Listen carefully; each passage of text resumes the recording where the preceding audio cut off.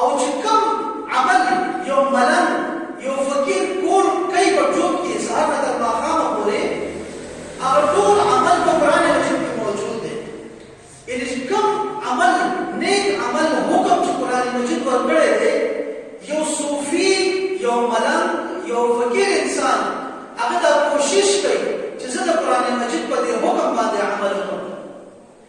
نو دې لپاره هغه چې کوم عمل قرآن مجید ښودلی دی هغه عمل زده کولو دپاره او هغه عمل په ښه طریقه باندې کولو دپاره هغې دپاره د علم تصوف د دې باقاعده بنیاد صوفیای کرام کېښودو. خو د دې اصل چې دی هغه قرآن مجید کې موجود دی. الله پاک فرمایي قرآن مجید کې سورة عنکبوت کې چې والذین جاهدوا فینا لنهدینهم سبلنا. کوم خلک چې زموږ په لار کې کوشش کوي محنت کوي هغه خلکو ته به زه خپل لارې خامخا کولو کوم خو لارې به ورته وښیم. اوس یو شیز دی اسانه باندې ځان پوه کوي چې یو ذکر دی. الله پاک وایي چې فاذکروني اذکرکم. تاسو زما ذکر وکړئ زه به ستاسو ذکر وکړم. تاسو ما یاد کړئ زه به تاسو یاد کړم. دا یو ټکی دی په دې باندې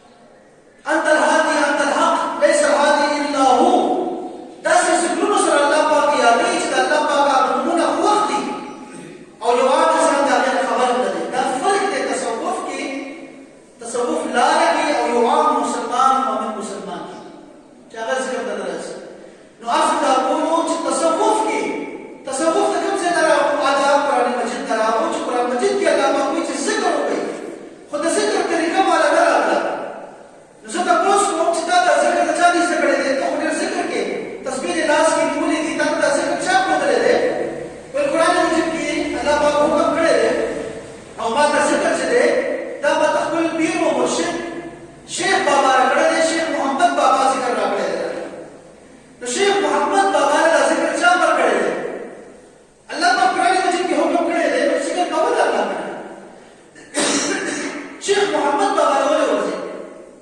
ول شیخ محمد بابا له د خپل استاد حضرت فضل واحد حاجی تورمزی بابا جی ولا ذکر ورکړو. هغه ورته ویلي وو چې دا 365 سال دا به توبه وباسي، هر بار استغفار کې او لا اله الا الله ذکر به کې زلزلې او زلزلې بداوي زلزلې بداوي او بیا په خوږ رسول باندې زلزلې درود شریف وایا، پر پیغمبر یاد او زلزلې په هغه باندې سلام وایا چې فرشتي کوي نو ته ولې نه کوي؟ اشرف المخلوقات دي. نو خا تورمزی بابا چې دا ذکر چا ورکړو؟ ول هغه خپل مرشد ورکړو، هغه چا ورکړو؟ هغه خپل مرشد ورکړو. حتی چې حضرت علی شریف خدا کرم الله وجهه ته ورسي، هغه چا ذکر ورکړو؟ هغه رسول الله صلی الله علیه وسلم ذکر ورکړو. زموږ د ټول سلسلو منتها چې دا هغه رسول الله صلی الله علیه وسلم ذکر چې هغه ته ورکړي دي په سند باندې. د هر یو مرید سره شجره موجوده وي. شجره مطلب دا دی چې دا سند په رسول الله صلی الله علیه وسلم ته رسي. نو تصوف د کوم ځای نه راغلی دی؟ د قرآن مجید نه راغلی دی. ذکر نه تاسو په اضافه کوي. خو د قرآن مجید کې الله پاک وایي چې دا صابرین ډېر ښه دي چې صبر کوي، قانتین ډېر ښه دي چې صبر کوي، قناعت کوي، لږ ډېر باندې گزاره کوي، شکر کوي. شاکرین ډېر ښه خلک دي، زما شکر ادا کوي. زاهدین ډېر ښه دي چې دنیا نه مخ اړولی دی، الله پاک تعریفونه کوي. ذاکرین ډېر ښه دي چې زما ذکر کوي. ساجدین ډېر ښه خلک دي چې ما ته سجده کوي. دا ټول چې کوم ذکر الله پاک یاد کړی دی، کوم خلک الله یاد کړي دي چې ښایسته خلک دي، دا ټول خلک چې دی دا په مجاهدو باندې جوړ شوي دي. دې محنت کړی دی په خپل ځان باندې. څه صحراګانو ته تللي دي، څه غرونو ته تللي دي، څه ځنګلونو ته تللي دي، او چا د جومات یو کوټنۍ نیولې ده، یا د کور یو کوټنۍ نیولې ده، هلته کې ذکر کړی دی، محنت یې کړی دی. والذین جاهدوا فینا لنهدینهم. څوک چې جهاد کوي د نفس سره، هغه ته به زه خپلې لارې خیر ورکوم. نو دا ټول چې جوړېږي دې لپاره محنت دی. هغه محنت چې کوم دی هغې ته علم تصوف ویلی شي. او دې لپاره آستانې جوړې دي، خانقاهانې جوړې دي، هلته کې ختمونه کېږي، د جمعې باندې د 11 ختمونه کېږي، جومات کې ذکر کېږي، د ذکر دایرې کېږي، حلقې جوړېږي، درود شریف په یو ځای باندې وایي. بیا ورته مرشد ورته چل کوي، ګوره ذکر خو وکړې، ذکر چې خدای هم درځي او مال هم راځي.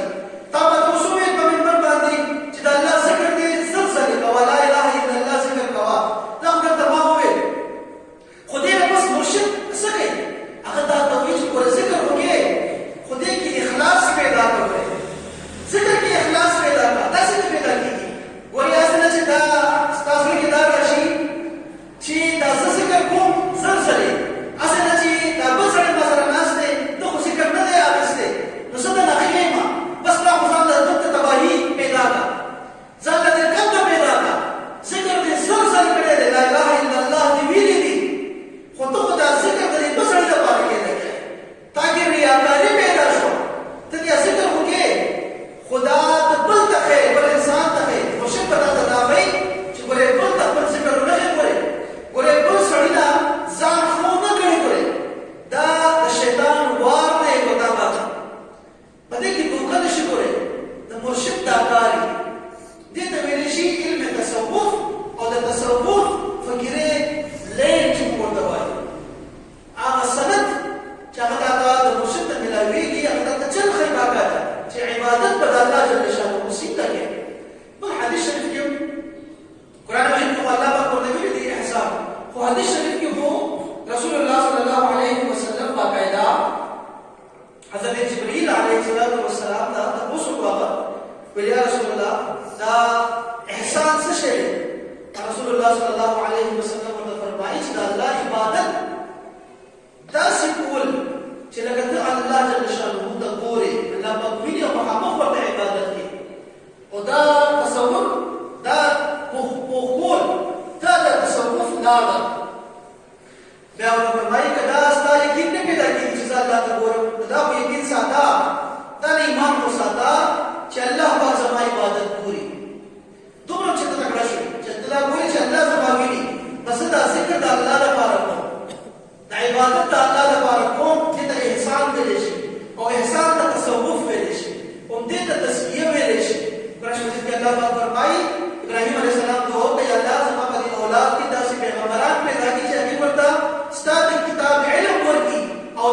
طهارت د هغې تزکیه وکړي، صفایي کړي ګناهونو نه. او رسول الله صلی الله علیه وسلم فرمایي چې دا احسان چې کوم دی دقه دا عمل دی.